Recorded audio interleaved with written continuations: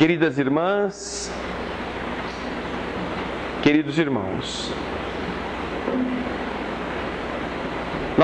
nós temos aqui no Evangelho, como acontece em todas as noites em que aqui nos reunimos, na segunda e na quinta, a orientação a respeito dos temas que observamos nos comentários. Capítulo a capítulo, é o Evangelho que nos serve de roteiro, ensinando-nos, fazendo-nos pensar, transformando atitudes e, quem sabe, nos inspirando na busca da transformação essencial. O homem novo, substituindo o velho homem, sentindo-se aqui englobados, tanto masculinos quanto femininos, nesta necessidade. Por isso é que é tão rica a mensagem desta obra, que não pertence com exclusividade à doutrina espírita, porque os ensinos do Cristo estão na ordem do dia de todas as religiões cristãs da terra, mas que na doutrina espírita oferece a quem está buscando algo a mais, este algo a mais, na compreensão, no entendimento.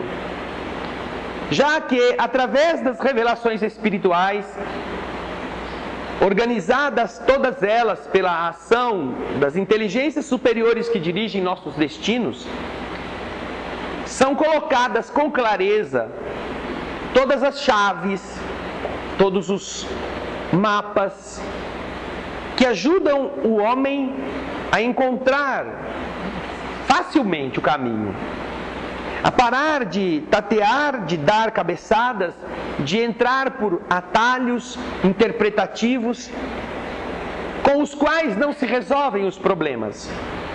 Por isso este capítulo 25º do Evangelho segundo o Espiritismo está lastreado, como todos os demais, todos os anteriores e todos os que o seguirem, em mensagens encontradas nos Evangelhos canônicos, que foram ali encaradas pelas orientações espirituais e dali extraído o Espírito.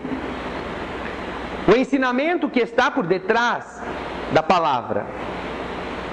Existe um problema muito sério para quem interpreta as Escrituras literalmente, que é exatamente o de aguentar os efeitos desta interpretação. Porque se serve para alguma coisa, quando é conveniente, o pé da letra terá que ser também obedecido para todas as outras. Se o que está ali na Escritura é a palavra de Deus, estas pessoas que a seguem de forma absoluta e que pingo por pingo, vírgula por vírgula, fazem questão, estão em péssimos lençóis. Porque é verdade que eles podem encontrar, talvez, orientações que autorizem cobrar dinheiro, cobrar para o exercício da fé. É verdade que podem encontrar maneiras de induzir as pessoas a cooperarem, ameaçando-as com as artimanhas do maligno. É verdade. É verdade que poderão usar do Velho Testamento quando é conveniente, do Novo Testamento quando seja conveniente. Mas outra verdade que também é clara como estas luzes que nos iluminam agora, é que não é possível conciliar o Deus do Velho Testamento com o Deus do Novo Testamento. É impossível. A maneira arbitrária, a maneira agressiva, a maneira dura, com o Pai, que Jesus vem ensinar. Não é possível conciliar a lei mosaica que falava que você tem que revidar olho por olho, dente por dente, braço por braço, mão por mão, com a postura de Jesus, que vem dizer: se alguém te ofender, te batendo no rosto, oferece a outra face. Alguém que ensina que você precisa perdoar 70 vezes, 7 vezes, está falando de uma outra estrada filosófica do que aqueles que ensinam você que você tem que levar a ferro e fogo na ponta da faca e tem que se vingar, porque este é o modo de você demonstrar o seu valor. Estas são as discrepâncias absurdas, filosoficamente falando, que as pessoas que levam a coisa ao pé da letra não sabem explicar. Tentam fugir delas com meneios, com corcoveios, mas diante desses fatos é muito difícil conciliar em que acreditar. E o mais engraçado é que há uma incoerência natural que o próprio Kardec demonstra ao abordar este tema, que as religiões que se dizem cristãs, ou seja, levam este nome porque são adeptas dos ensinamentos de Jesus, a partir do advento do cristianismo, portanto, mas que se fundamentam em argumentos que são próprios do Velho Testamento, também se posicionam de uma maneira incoerente, incongruente, porque o Velho Testamento não é cristão.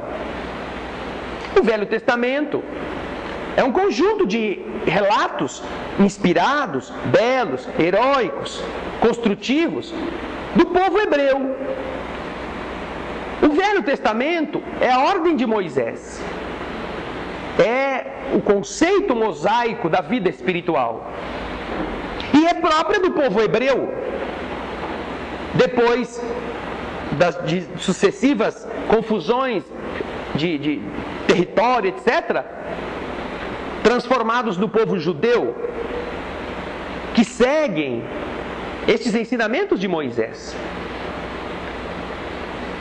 O cristianismo, assim chamado porque acredita em Jesus, naturalmente deveria estar vinculado ao Novo Testamento, exclusivamente a ele, porque são conceitos muito diferentes na essência.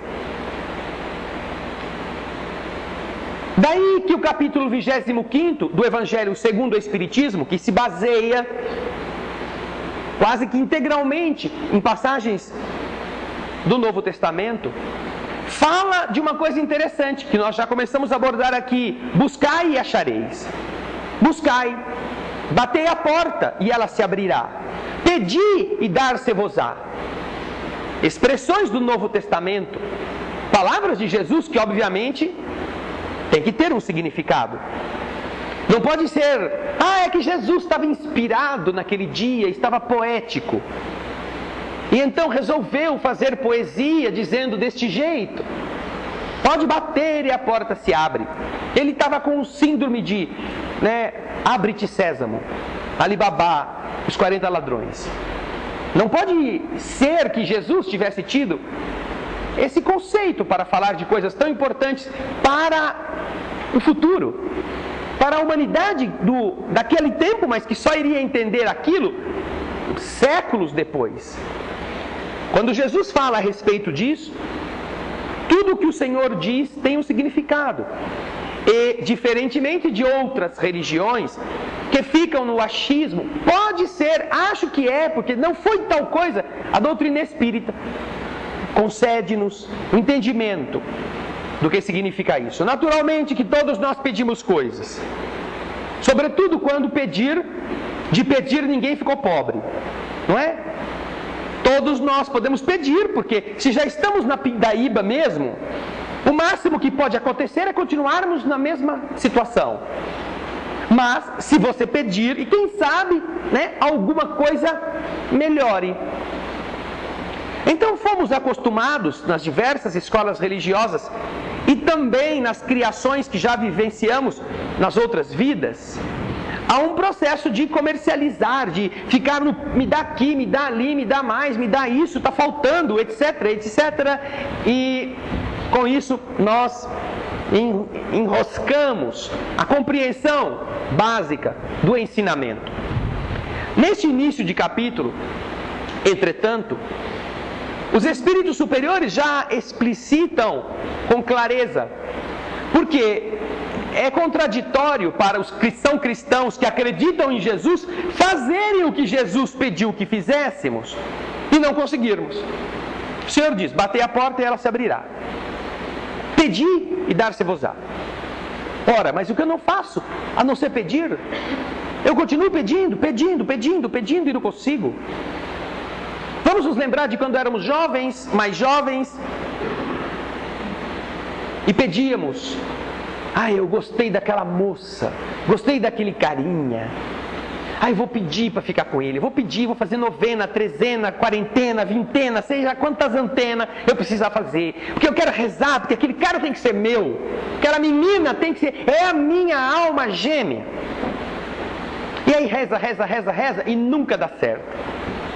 Poxa, aí você vai na igreja, vai na Bíblia, vai lá, está aqui, pedi e obtereis. Batei a porta e ela se abrirá. Estou eu aqui, Senhor, o Senhor, estou sozinho, carentão, ou já quarentão. Quero aquela pessoa que está disponível e ela não me quer. Ora, por que então o Senhor disse isso? Buscai e achareis, pedi e obtereis. E então, o próprio capítulo e nós já abordamos este tema, nos explica. Um pouquinho adiante, numa das passagens do Evangelho, quando Jesus ensina os seus discípulos da seguinte forma: quem de vós, que tem um filho que tem fome, e vos pede pão, lhe dá pedra? E se lhe pede peixe, lhe dá uma serpente? Que pai fará isto? Nenhum, obviamente. Então, se sendo maus como sois, diz Jesus para todos nós, sendo maus como sois, sabeis dar coisas boas aos vossos filhos? Quanto mais o saberá fazer Deus ao atender aqueles que pedirem os verdadeiros bens. Verdadeiros bens. Eis o problema. O seu filho tem fome, pede a você um pedaço de pão. Para a fome do seu filho, o pão é um verdadeiro bem. O peixe é um verdadeiro bem. E você então, que é pai, vendo que seu filho está com fome e que o verdadeiro bem para matar a fome dele, a fome que ele reclama, é algo de comer, não lhe vai dar uma pedra que ele não consegue engolir, nem um bicho que vai fazer mal a um garoto ou a garota. Você vai lhe dar o que ele está pedindo. Mas, como nós já lembramos, nenhum pai lógico e racional, lúcido, atenderá ao pedido do seu filho se ele, dizendo que tem sede, pedir uma garrafa de pinga, uma garrafa de aguardente, ou dizendo que ele está interessado em divertir-se, pedir uma garrucha carregada, ou outros tipos de armas perigosas a ele próprio. Por quê? Porque o pai sabe que nem a garrafa de uísque, a garrafa de pinga ou o apetrecho perigoso são bens verdadeiros para aquilo que ele está pedindo. Então o pai humano pode pedir, pode chorar, pode rastejar, pode fazer o que você quiser, que isso você não vai ganhar. Mas você diz que me ama, você diz que me daria qualquer coisa que eu pedisse, se eu passasse de ano, se eu fizesse o aniversário, no meu dia de aniversário e esperasse até ele, você me daria? Eu daria aquilo que é bom para você. Não te daria e não te darei o que não é bom para você. Vem o Evangelho e diz, com Jesus explicando isso, que o Pai, Ele atende os que batem a porta. Ele dá aquilo que a pessoa pede e Ele faz a pessoa encontrar o que está procurando. desde que isso corresponda aos verdadeiros bens. E como nós vivemos num mundo bastante conturbado, que confunde o que é verdadeiro com o que é mentiroso, tentando fazer parecer verdadeiros os bens que são absolutamente desnecessários, nós acabamos nos deixando arrastar por essa ideia de que se a gente pedir as loucuras que uma criança pediria, o pai tem a obrigação de dar, porque Jesus falou que era assim, quando não é. Fala então, o capítulo 25, que para entender o que significa essa busca e esses bens, é preciso identificar se o que nós estamos querendo correspondem aos verdadeiros, que o Criador vê que serão bons para nós. Por esse motivo, quando nós entendemos esta passagem, a primeira coisa que nós fazemos, sabe o que é? Nunca mais pedir nada. Por um raciocínio muito simples. Se um pai sabe o que o filho precisa e vai fazer o melhor para ele,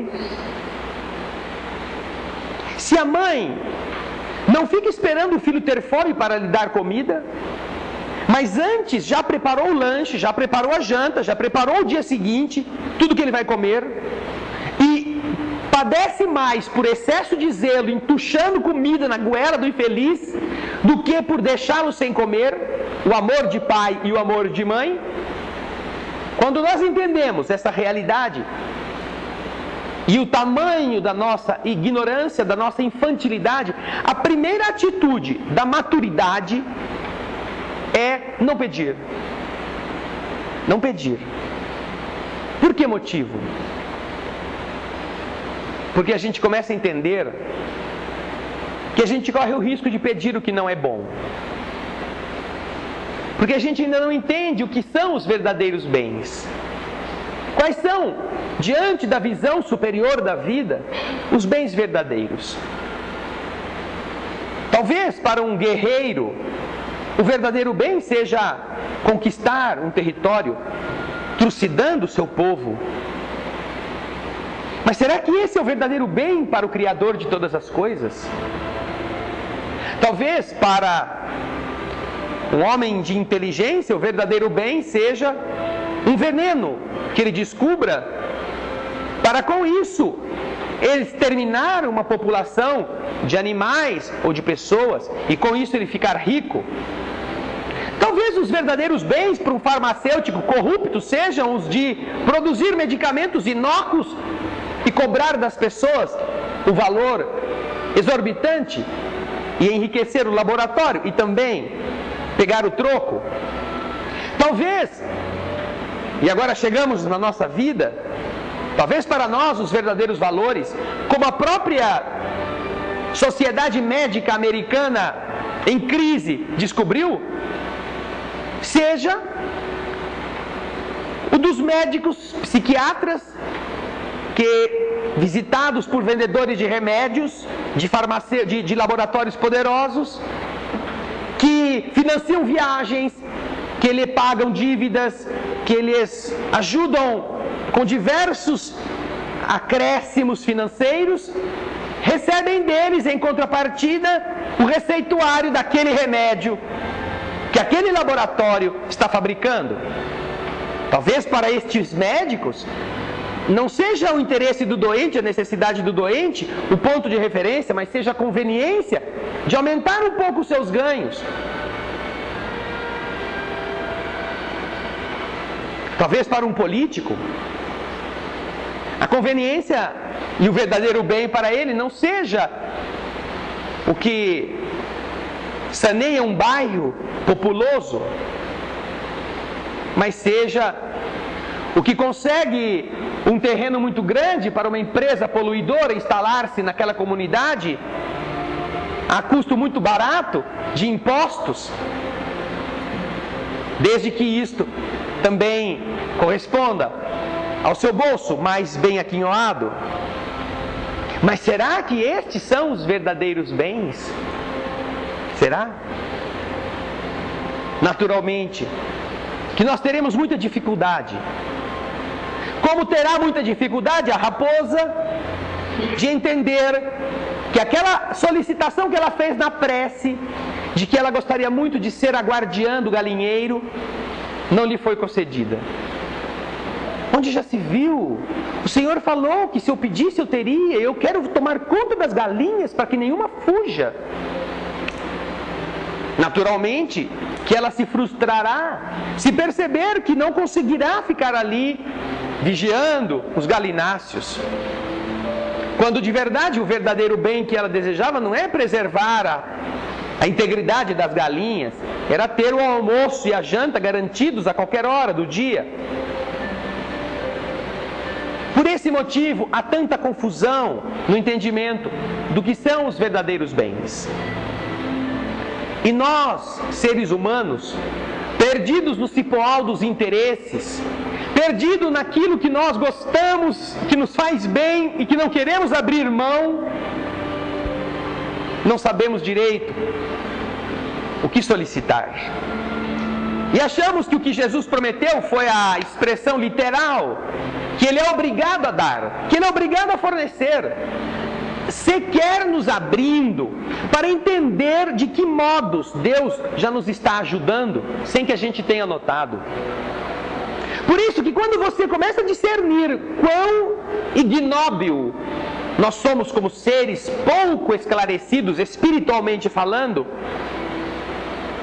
a primeira coisa que a gente descobre é a seguinte: entre Deus fazendo uma coisa e errando, e eu fazendo uma coisa e errando, eu acho que o meu risco de errar é maior do que o dele. Não é? Eu acho. Não tenho certeza ainda, mas eu acho. Então, se o meu risco de errar ao fazer alguma coisa é muito maior do que o risco de Deus errar, o risco de eu errar pedindo é muito maior do que o risco de deixar Deus escolher o que eu mereço, o que eu preciso. Porque geralmente nós sempre vamos pedir coisas que não são compatíveis com os verdadeiros bens. Sempre estaremos esquecendo quais são as nossas necessidades. Nós veremos, por exemplo, pessoas que têm problemas hepáticos decorrentes da bebida alcoólica, do excesso alimentar, naturalmente pedindo a saúde, que não sofram mais nem da cirrose, nem do câncer, nem dos problemas hepáticos gerados pelos excessos. Mas para que isto? Para assim que ele estiver curado, continuar bebendo. Para assim que ele não tiver mais a dor que o fustiga, continuar se enchendo, se empanturrando de tudo que não é bom, porque ele gosta daquele tipo de substância que ele ingere. Será que é esse o verdadeiro bem? Naturalmente que a saúde é um verdadeiro bem que nós devemos buscar. Mas será que aquele espírito está preparado para ela? Porque nós já a tivemos e a defraudamos. Já estamos na estrada da vida com este ponto negativo. Ninguém está falando aqui de alguém que contraiu uma enfermidade nas atitudes naturais da convivência, na vida de relacionamentos honestos, no trabalho, ou por um acidente de contaminação. Ninguém está falando desse. Estamos falando daqueles que por excessos produziram as enfermidades, que agora os fustigam e que os fazem se sentir mal. Esses já estão com um ponto negativo. Por quê? Porque tinham um corpo melhor que eles pioraram. Quem garante que se eles voltarem a estar bem, eles terão aprendido? Porque pode observar, essas pessoas, a primeira coisa que pedem é a saúde. Ai, cura o meu câncer, cura a minha úlcera, cura o meu figo. Será que não deveriam estar orando? Senhor, como eu fui irresponsável comigo mesmo. Como eu fiz o que eu não devia. Agora eu mereço este sofrimento e eu sei disto. Ajuda-me. a ter paciência. Ajuda-me a me tratar com a medicação que, graças à tua bondade e à inteligência dos homens, eu encontro disponível. Me dê sabedoria para tirar das dores que me fustigam condutas diferentes, para passar a ser exemplo do que deve ser bom, e não mau exemplo, que contamina pela sua vivência equivocada as mentalidades mais frágeis, que às vezes me imitem. Me ajude, Senhor. Pedimos isto? Geralmente não. Pedimos a cura, mas só que já estamos no negativo. Já carregamos conosco este saldo no vermelho, que já atesta o nosso despreparo. Quando entendermos quais são os verdadeiros bens da vida, a primeira coisa que acontece conosco é a gente parar de pedir. Dizer, fala Jesus. E Ele já ensinou isso para nós de uma forma muito bonita, quando nos ensinou a rezar. Rezar, será que a gente reza como Jesus pede? Mas vamos fazer de conta que sim. O Senhor fala. Na prece dominical, a prece que nós conhecemos como Pai Nosso: santificado seja o vosso nome, venha a nós o vosso reino, seja feita a vossa vontade. Está no Evangelho. Jesus não disse, olha, vamos venerar o Pai, vamos pedir que o reino dele venha na terra, mas vamos pedir para ele dar umas brechinhas para a gente. Ou então vamos fazer como fazem os filhos de pais frouxos, que o filho fala, me dá isso, e ele diz não, me dá isso, e ele diz não, me dá isso, e ele diz não, me dá isso, e ele diz não, e o filho enche tanto a paciência do pai, de me dá isso, me dá isso, me dá isso, me dá isso, mas eu quero isso, porque eu quero isso, me dá isso, que o pai acaba, tá bom, então vai e faz. E aí o filho aprende, ou desaprende, que o não na boca do pai dele equivale ao sim, bastando que ele insista. Nós encontraremos Jesus dizendo que não é assim com o Criador. Quando nos ensina a rezar no momento mais importante da nossa ligação com o sobrenatural ou aquele desconhecido, nos ensina a dizer, seja feita a vossa vontade. Não é a minha, não sou eu que peço. Eu me submeto porque confio no meu Pai. Quando lá no Velho Testamento, Jeová ou Javé ordena a Abraão que pegue o seu filho e o leve para caçar, e o velho então toma o filho, o único filho homem, o filho que ele sonhou ter, depois de velho concebido, o filho acompanha o pai. E quando chegam no lugar, Javé ordena, faz um altar para colocar ali a oferenda. E o velho faz. E nos costumes do povo, era necessário imolar um bicho, um animal, matar, sangrar sobre o altar. E o Senhor então ordena ao velho que pegue o seu filho e o sacrifique.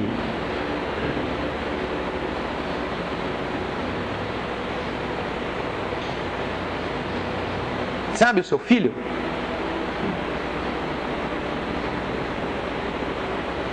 Você o carregou, você sonhou com ele, você fez de tudo de melhor por ele. E esse Deus do Velho Testamento manda você pegar o seu filho e matá-lo ali. E o velho faz isto.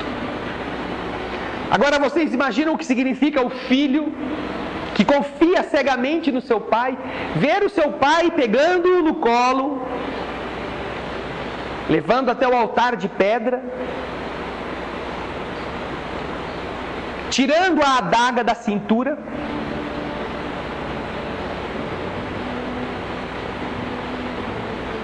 e não fazer nada para fugir. Só quem confia muito no Pai se entrega a Ele.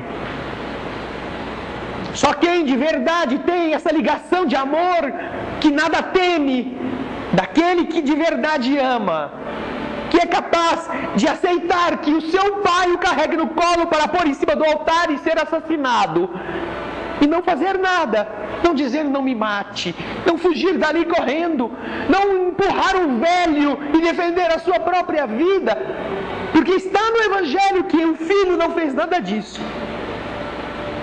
Vendo o pai que o matava, nos faz lembrar aquelas ovelhas que o tratador cuida durante anos, e que quando chega a hora da festa natalina, ou sei de que lá festa, não entende como é que aquele mesmo homem, que todos os dias dava comida para ela, que todos os dias a chamava pelo nome, que estava ali a protegê-la, de repente lhe enfia uma faca.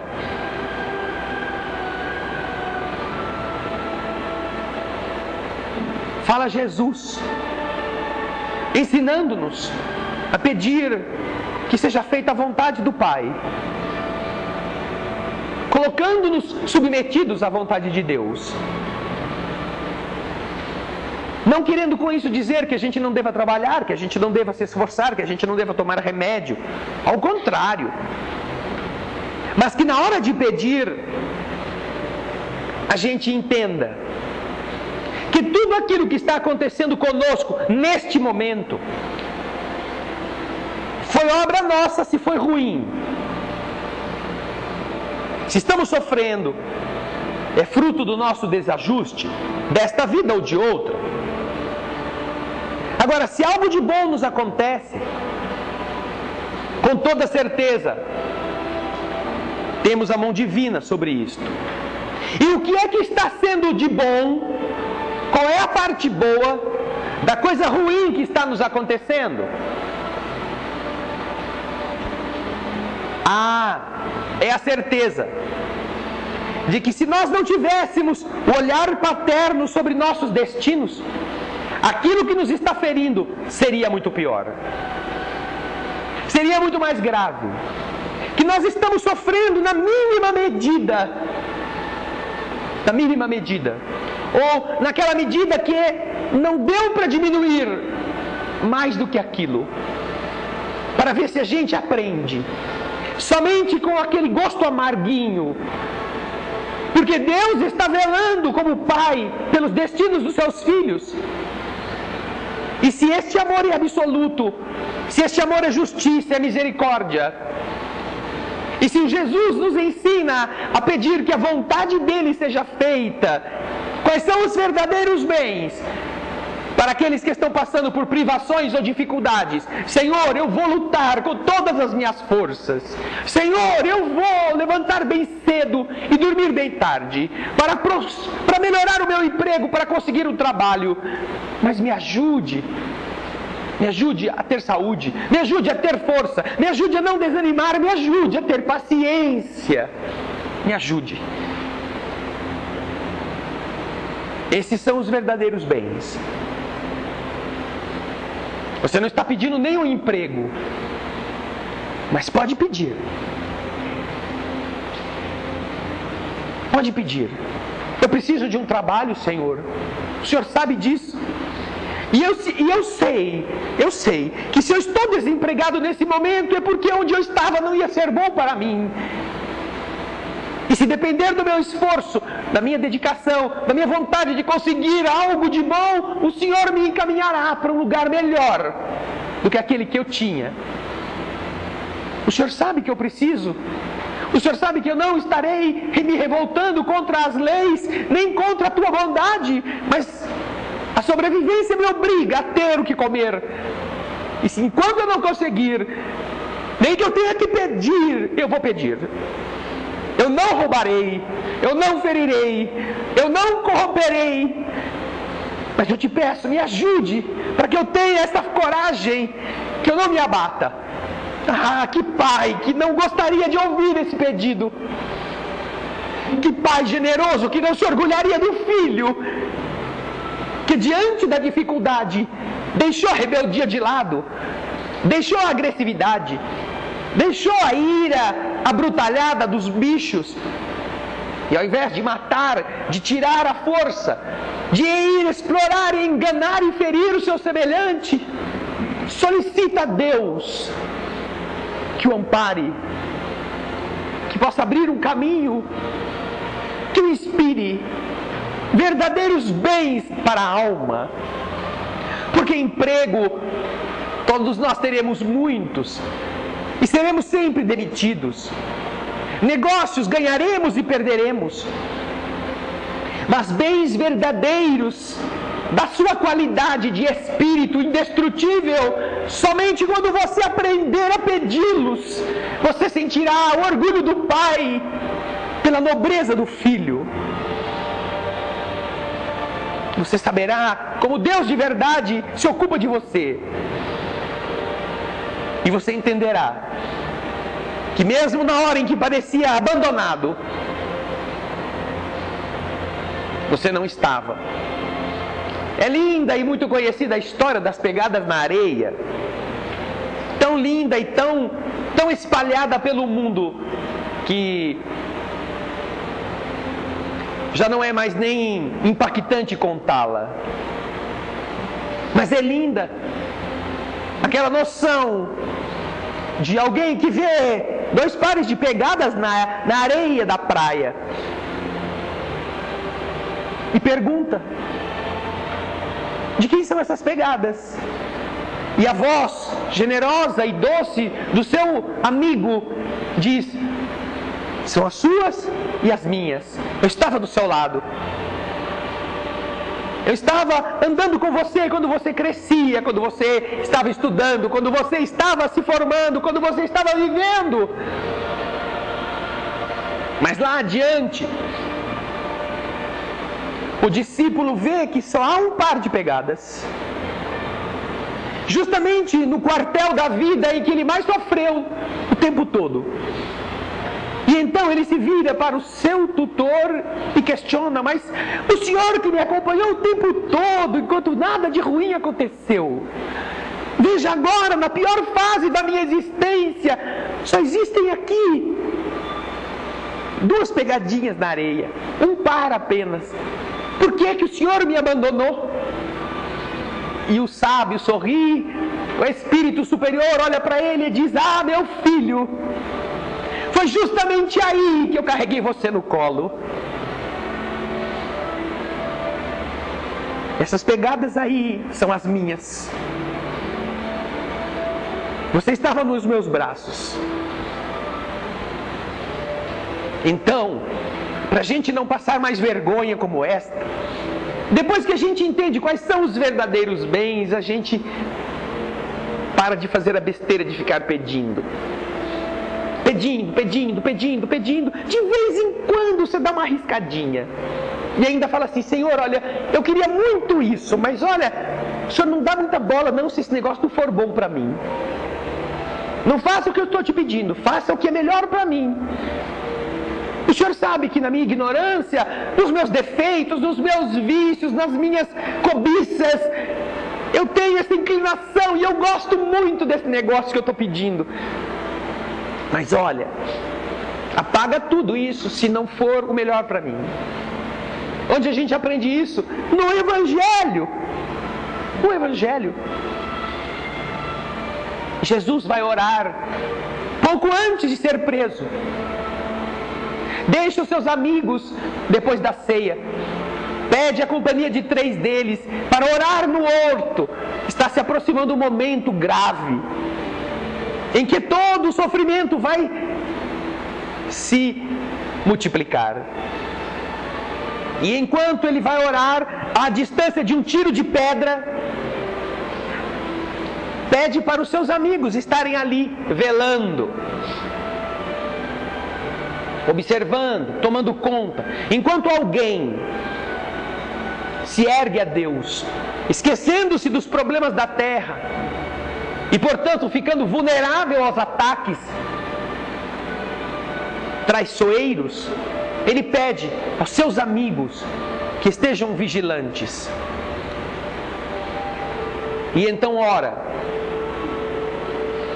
Senhor, se possível, veja a humildade do Cristo, está no Evangelho. Senhor, se possível, afasta de mim este cálice.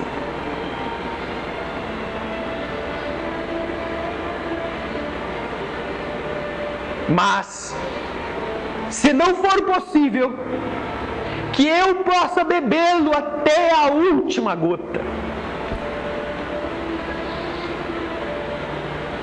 Jesus faz isso e nos ensina através daqueles relatos que nos chegam. Pedir os verdadeiros bens. Estou diante de um problema grave. Estou diante de uma ameaça que pode consumir o meu corpo. Se possível, Senhor, afasta de mim esta dor atroz, se possível. Mas é o Senhor que sabe. Mas se não for possível isto, dá-me força para que eu beba até a última gota. Senhor, descobri que estou doente. Descobri que estou falido. Descobri que quem me ama ou quem eu amo me engana. Se possível, Senhor, se possível, me cure. Se possível, que alguma coisa me ajude a recuperar o que eu perdi. Se possível, Senhor, não deixe partir a pessoa que eu amo, que talvez esteja indo embora por minha própria culpa. Mas, se isso não for possível, me fortalece para que eu enfrente a doença até a última gota. Para que eu tenha coragem de vencer as humilhações da falência, da perda de tudo. Me dê força, Senhor, para eu pegar de novo o ônibus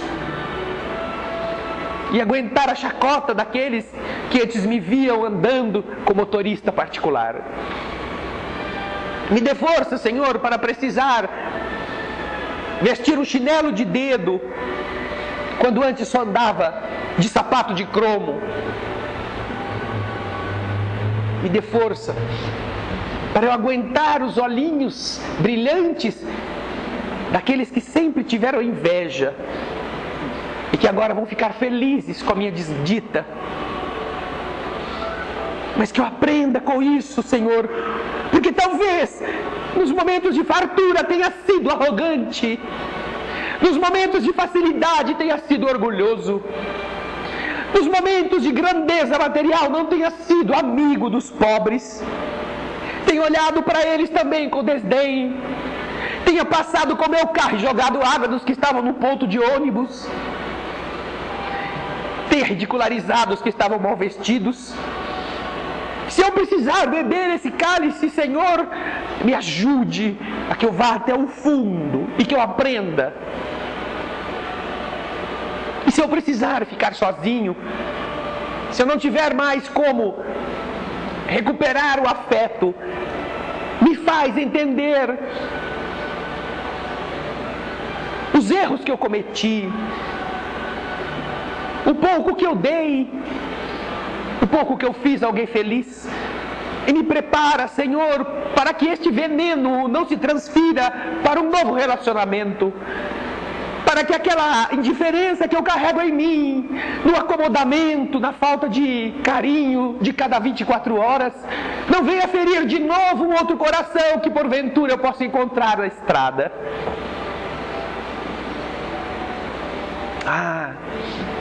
Pedir os verdadeiros bens. Encontramos isto nos ensinamentos e na prática do Divino Mestre. Buscai e achareis.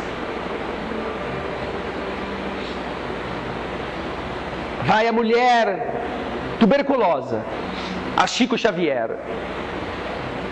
Chico, eu acabei de vir do médico. O médico me deu esta receita dos remédios que eu preciso tomar. para tratar a minha tuberculose e eu não tenho dinheiro. Minha filha, o que o médico falou para você? Diz Chico, olhando aquela pobre, chorando diante dele. Ele falou para eu usar esta receita por 30 dias. Mas tomando como? Eu tenho que tomar um comprimido no almoço, um comprimido na janta. Então, Chico, eu vim aqui pedir que você me ajude, porque eu não tenho nenhum centavo. E esse remédio não é barato. Ai, minha filha, mas o meu salário já acabou e eu estou longe do próximo pagamento, eu não tenho nada também. Ai, Chico, e agora o que vai ser de mim? Queria sarar. Suplicava a Deus o dinheiro para comprar um remédio. Na figura daquele homem pobre que ela batia a porta pedindo ajuda. Chico não possuía o que resolvia o problema, talvez, de imediato. Mas possuía aquilo que a maioria de nós não tem, isto: confiança, de pedir os verdadeiros bens. Então diz a mulher: filha, vamos fazer uma coisa. Você pega essa receita, dobra ela em 60 pedacinhos e faz 60 quadradinhos dessa receita. Aí todo dia, na hora do almoço, você coloca o prato de comida, um copo de água e um pedacinho de papel e faz uma prece a Maria de Nazaré.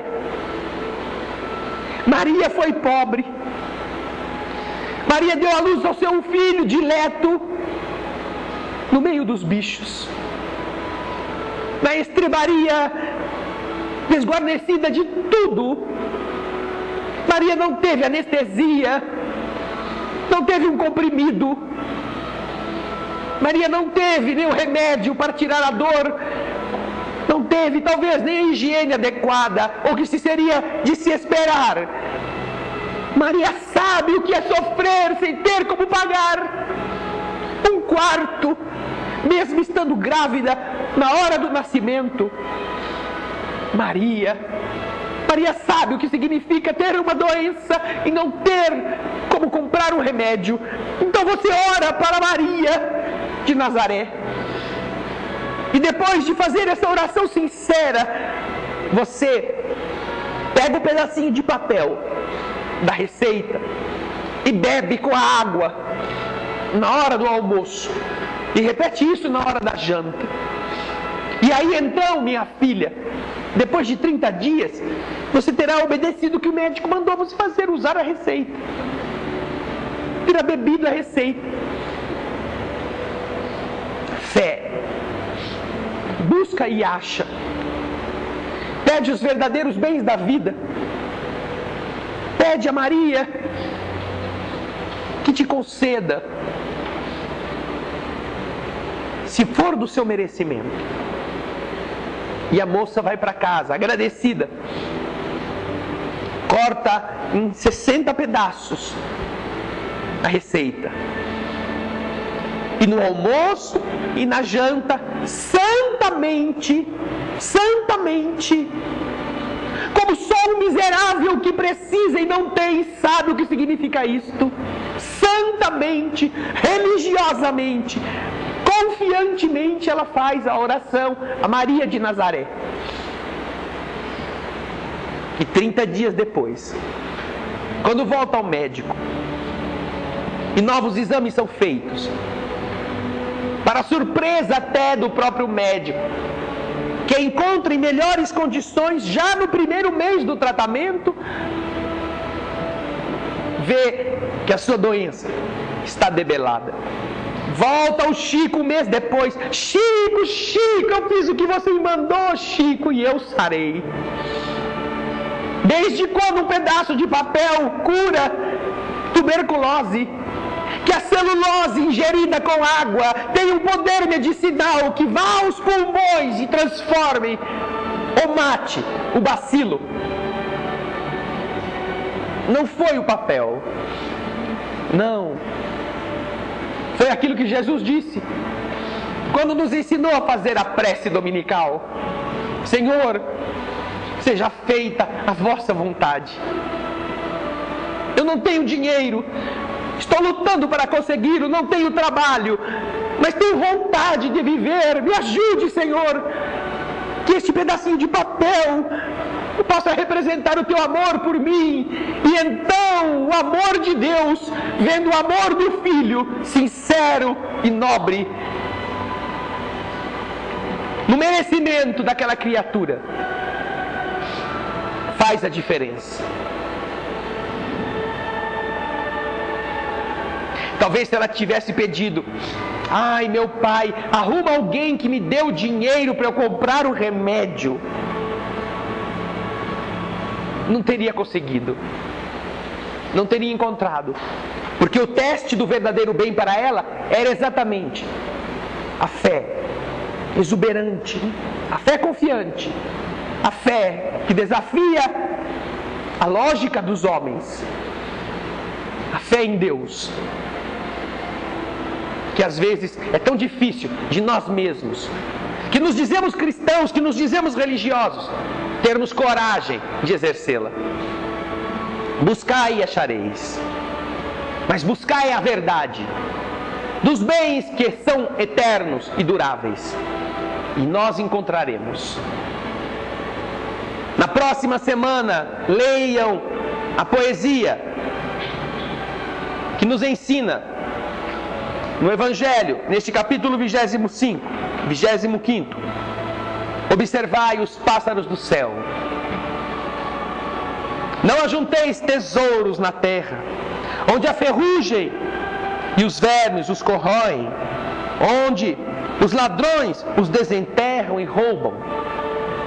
Mas tomai tesouros no céu, onde nem a ferrugem, nem os vermes os corroem, porque aonde está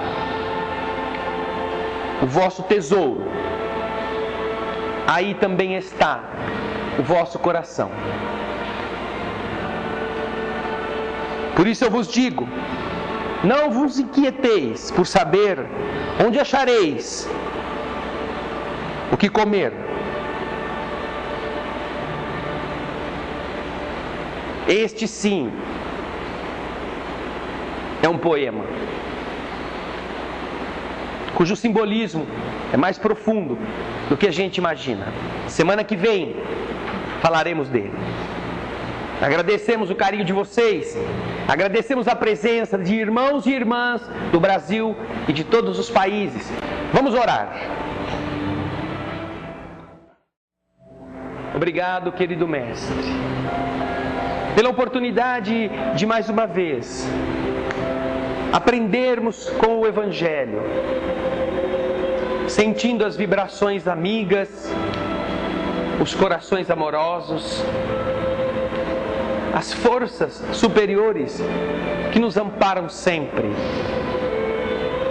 Nós te agradecemos o carinho espiritual de tantos e tantos irmãos que nós não conhecemos pelo nome, mas que se esforçam tanto em favor da nossa renovação, da transformação do nosso caráter, da melhoria dos nossos sentimentos.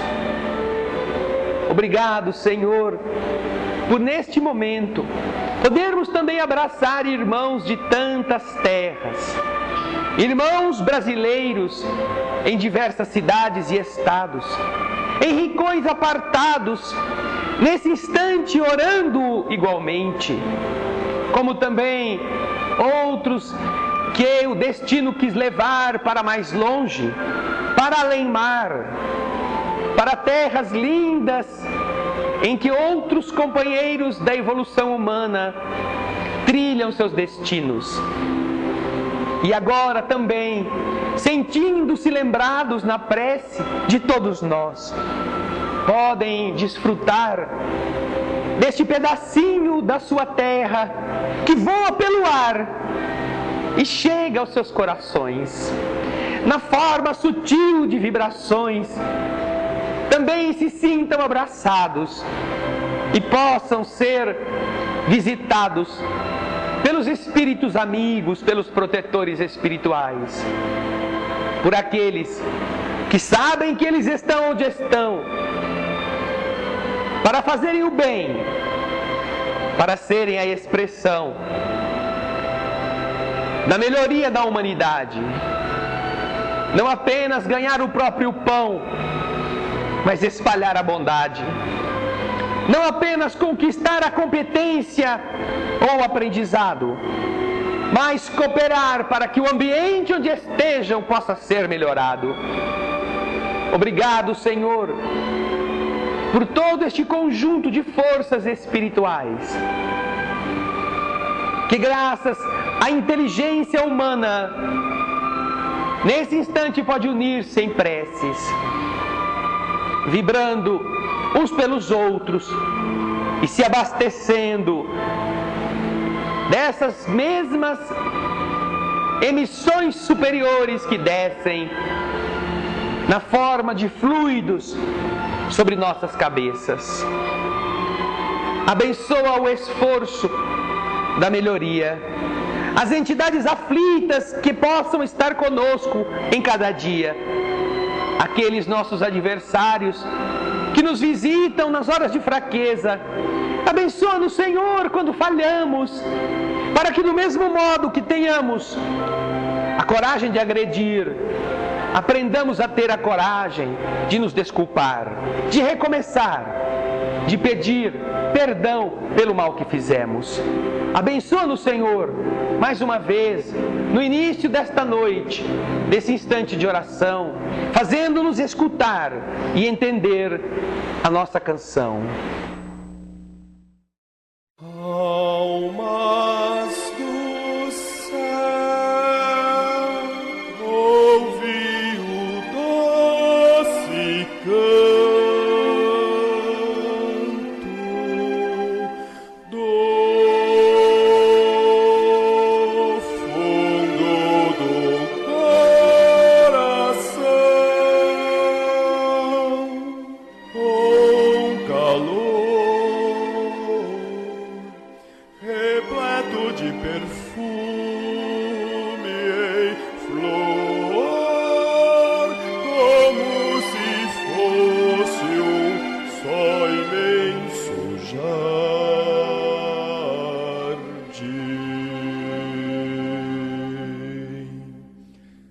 É a voz do bem